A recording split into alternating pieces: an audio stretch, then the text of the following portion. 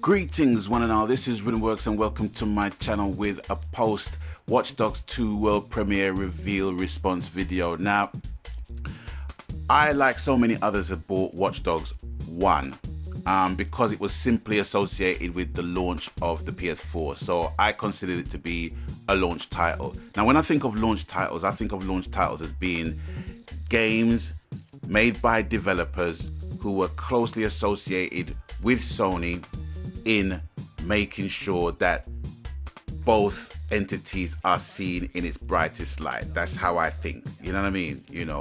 So my expectation when I actually saw the trailer for it and some of the gameplay at E3 was very, very high. But then after receiving it and after playing it, there are so many traffic lights, phones, bollards you can basically hack, and cameras. There's just so many you can hack, you know what I mean, before you start getting bored and start getting fatigued with the whole thing. Now, watching the reveal on Watch Dogs 2 was interesting. For the first part of a 30-minute video was just a countdown, which did not make any sense.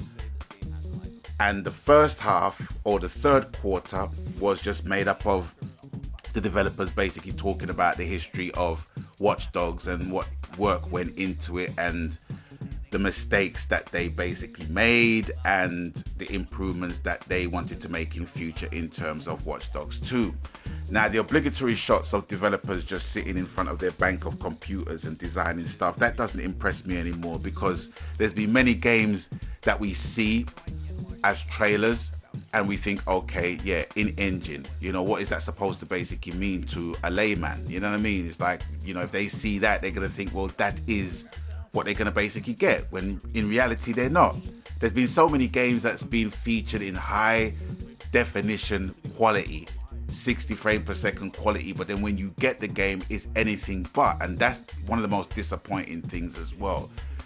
So looking at all those cutaway shots with developers basically looking in their computers, that shit doesn't impress me anymore. It's like, I just want to fast forward to the meat and potatoes of the whole thing. But, with Ubisoft, I have to admit I was a bit harsh on them in terms of Watch Dogs, because it wasn't altogether a freaking crap game. It wasn't an awful, god-awful game.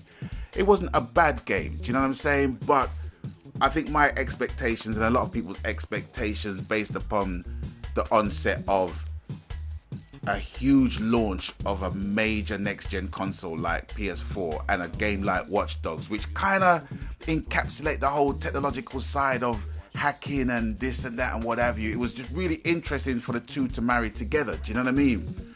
But it just underwhelmed in my and a lot of people's opinions. But this time around, they've actually given a new locale and they've given a new protagonist. Marcus Holloway is the new protagonist, and also the locale is set in San Francisco. And I have to say that it's a brave fucking move. It's a brave move, simply because that San Francisco is considered to be one of the technological capitals of the world. So there has to be elements of San Francisco you have to get right. I think, by spending a certain amount of time in San Francisco, because I've been to California in and out for 5 years with my work, but I think I can understand when people play the game that's set in the locale where they live and work, and how authentic it is determines on how the game is. Like for people who live in New York and play The Division, for example. Do you know what I'm saying? So, with San Francisco and California as a whole being the locale for Watch Dogs 2, and actually having a different protagonist, a younger, modern protagonist like Marcus Holloway, is only going in the right direction. Do you know what I'm saying? Because, the gaming fraternity doesn't all consist of 52-year-old people playing. Do you know what I mean? That doesn't have an understanding why people jump over freaking walls that way. Do you know what I mean? But, it's all good. It's all blessed. It's all good. So for me, you can see that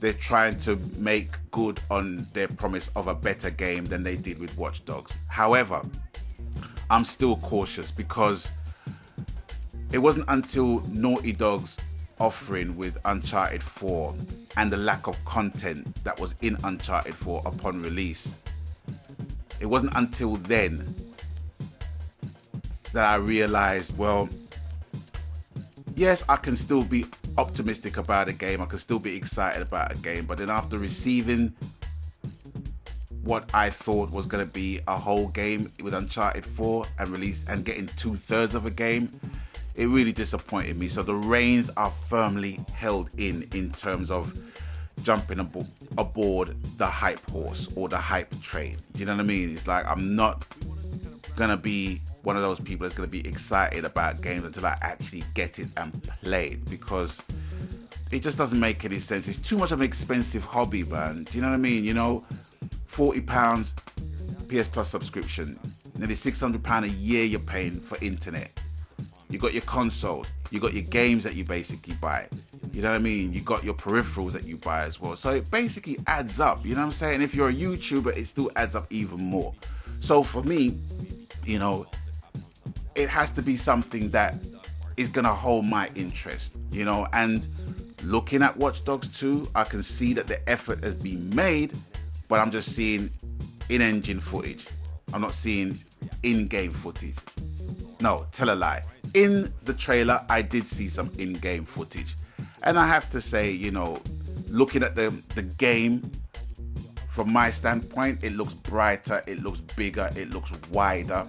You know, they promised that, you know, there's going to be more things to do, but they're just following on from the Rockstar template, to be honest with you. And certain things they added as elements, like co-op elements, you can see that was in The Division, Destiny, you know what I mean? So it's different elements of different games that they're basically putting in, which is nothing new, it's nothing different. Nothing is new under the sun when it comes to being creative these days, you know what I'm saying? It's just taking the best bits and making it your own. It's like, you know, singing a cover song, you know, it's like singing a cover version of a song. You know, some people could just basically sing it note for note, beat for beat, ad infinitum, and some people can basically sing a cover and make it their own. With gaming, it's no different. You know what I mean? Some developers can do that, some developers can't, you know? But with Ubisoft, boy, with Rainbow Six, I actually cancelled my order for Ghost Recon Wildlands. And I had no interest in any Ubisoft games because I'm not an Assassin's Creed fan. I'm not really down with Assassin's Creed, to be honest with you. Although I know that there are a huge number of people who are. But at the same time, you know, I like what I like. You know what I'm saying? And with Watch Dogs 2, that's all I can say. I can't say anything more than that. You know, I'm not going to slate it, you know, because it looks very, very interesting. It looks fresh. It looks absolutely fresh. The presentation does somewhat make it look like an MTV video at times. But you're aiming for a demographic of people that totally understands that shit. You know what I'm saying? In this day and age. I understand MTV, I understand the media, I understand, you know, I understand what is needed to engage young people into music, into films, into video games and what have you. Do you know what I'm saying? So, you know, it's not just about old fuddy-duddies like me being satisfied with what comes out in movies and video games. You know what I'm saying? I get it, I understand it. But for me, at the end of the day, you know, a good game is a good game. And a good game is basically made up of story, graphics, multiplayer. For me, personally. Some people might not put any importance on two of those things. I don't put importance on the graphics, to be perfectly honest with you, out of the list. But the mechanics has got to be good. Do you know what I mean? You know, the workings has got to be good. The social element has got to be good as well. Because, yeah, story modes, I can play story modes. But once that's done, it's done. It's finished. I don't want to play it anymore. I want a different experience within the game. And multiplayer is the only way that the game will be expanded and give it longevity. So, yeah, that's more or less it. But looking at Watch Dogs 2 so far, I'm interested. Am I hyped? No. I'm not hyped anymore. I'm not hyped for any games anymore. Seriously. After Naughty Dog and Uncharted 4 and the letdown I had simply regarding the content, the amount of content within the game, I'm not excited anymore.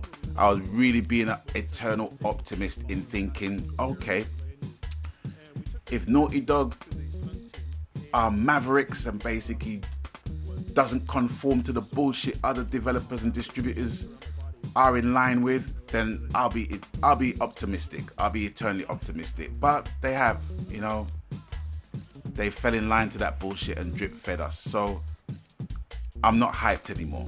So with Watch Dogs 2, I'm interested into seeing how the game develops. Day one purchase, absolutely not. Maybe a day 3, maybe a day 5, maybe a week 1, maybe a week 2, maybe a week 3, maybe a week 4, maybe a price drop purchase. But day 1, absolutely not. Sorry. But that doesn't make it a bad recommendation whatsoever. And that doesn't make it being hateful on a game at present. But it's just what it is, based upon my experience of gaming from a PS4 perspective over the last couple of years, and the games that's come out and the practices that developers and distributors has inflicted on us as gamers, so we shall see. But anyway, that is all for me for now on this video. I want to say thank you for watching, thank you for stopping by, and as always, you done know the coup, whatever the game, media, platform, genre, happy gaming, because that's what it's truly about, ladies and gentlemen, boys and girls, brothers and sisters. And until I catch you on the next one, please stay blessed. My God.